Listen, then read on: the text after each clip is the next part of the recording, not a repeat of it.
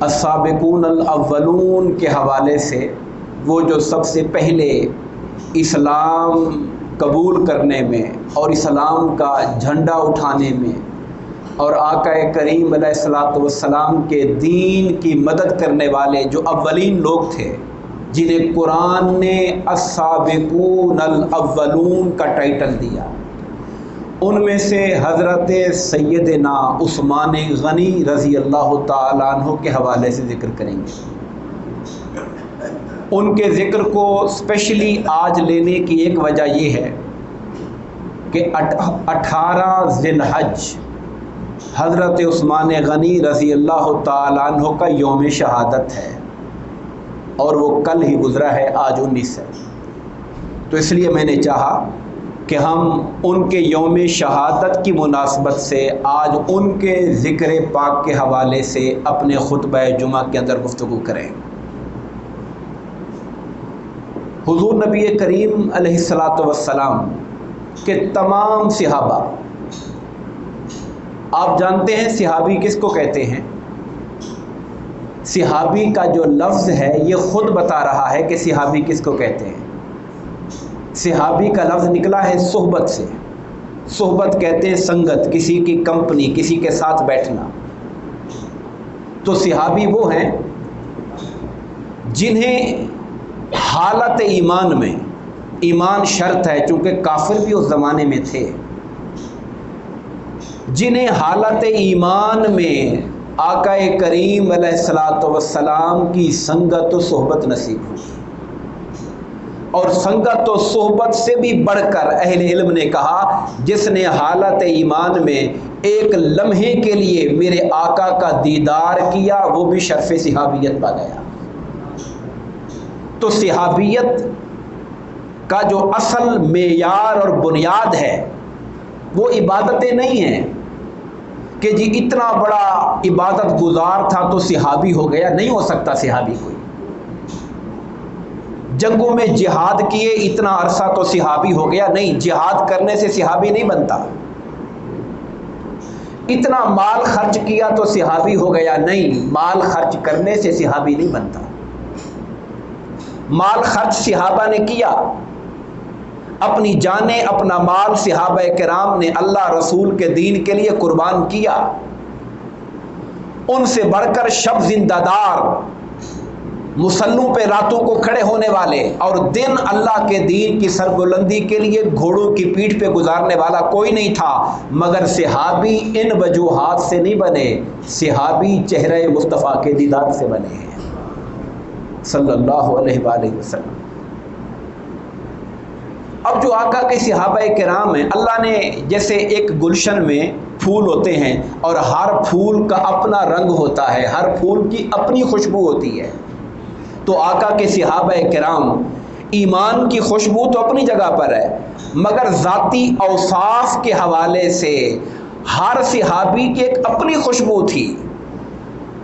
اور یہ بھی ہو سکتا ہے کہ کوئی اپنی بعض خصوصیات میں بعض کی خوشبو سے زیادہ خوشبو رکھتا ہو۔ اب صدیقیت یعنی اپنی ذات میں سچا ہونا اور سب سے پہلے آگے بڑھ کر میرے مصطفیٰ کی ہر بات کی تصدیق کرنا، یہ جو شان صدیقیت ملی ہے، اس کے رنگ اور خوشبو سب سے بڑھ کر ابوبکر صدیق رضی اللہ تعالیٰ عنہ کو عطا ہوئی ہے۔ جب حق کو باطل میں فرق کرنے کی بات آئی اور حق کی خاطر کھڑا ہونا اور باطل کو للکارنے کی بات آئی، صحابہ کرام 40 کے قریب مسلمان ہو چکے تھے، 39 صحابہ مسلمان ہو چکے تھے، ابھی تک اپنی عبادتیں دار ارقم میں چھپ کر کرتے تھے، خانہ کعبہ میں کھلے عام نہیں کرتے تھے۔ عمر فاروق مسلمان ہوئے، کہا یا رسول اللہ کیا ہم حق پر نہیں ہیں؟ کیا ہم اللہ تعالیٰ کے سچی عبادت گزار نہیں ہیں؟ تو پھر اللہ کے گھر جا کر ہم عبادت کیوں نہیں کرتے ہیں؟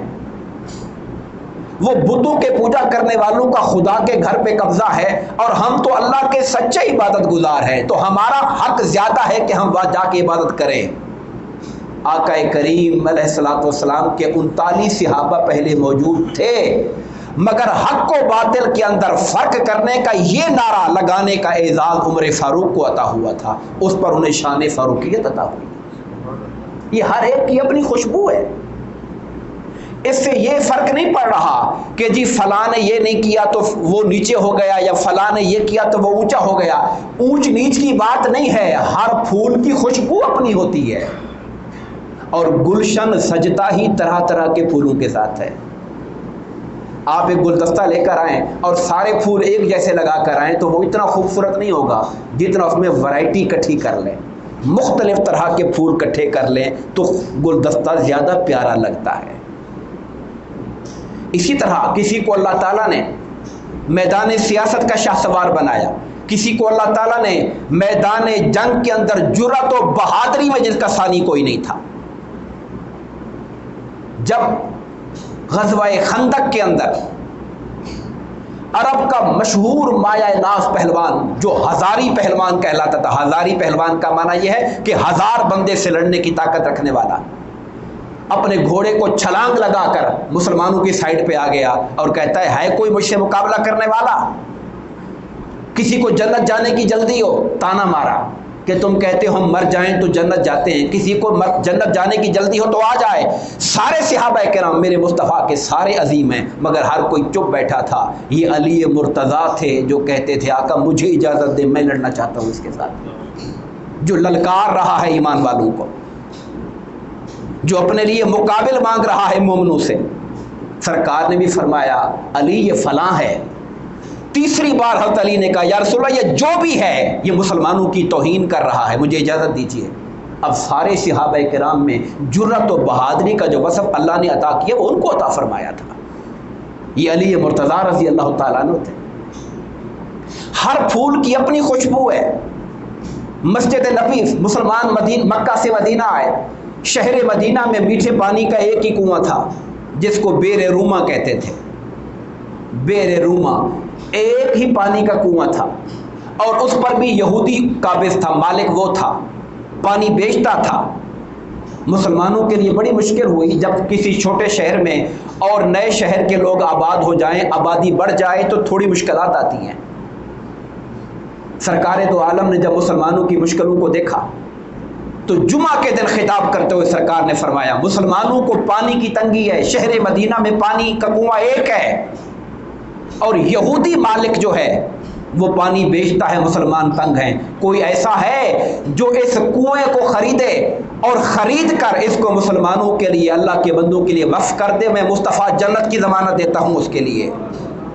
پورے مجمع جمعہ کے اندر ایک ہستی کھڑی ہوئی جنہیں دنیا عثمان غنی رضی اللہ تعالیٰ عنہ کہتی ہے، یا رسول اللہ میں خریدتا ہوں اس کو، اور میں یہ خرید کر وقف کرتا ہوں مسلمانوں کے۔ بیچنے والی بات نہیں ہے، بیچوں گا نہیں پانی، میں نے وقف کر دیا ہے۔ یہودی پئیں کنواں ان کے لیے ہے، انصار پئیں، مہاجر پئیں، جو مرضی پیے، میں نے پانی کو وقف کر دیا اللہ کی رضا کی خاطر۔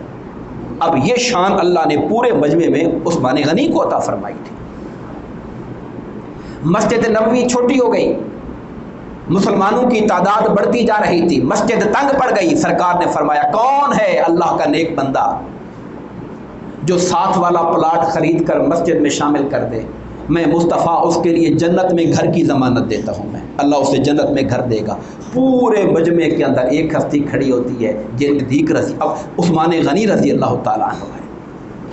تو یہ ہر ایک کی اپنی خصوصیات ہیں، ہر ایک کا اپنا ایک رنگ ہے جو اللہ نے ان کو عطا فرمایا ہے۔ دوستان گرامی قدر، ہم جب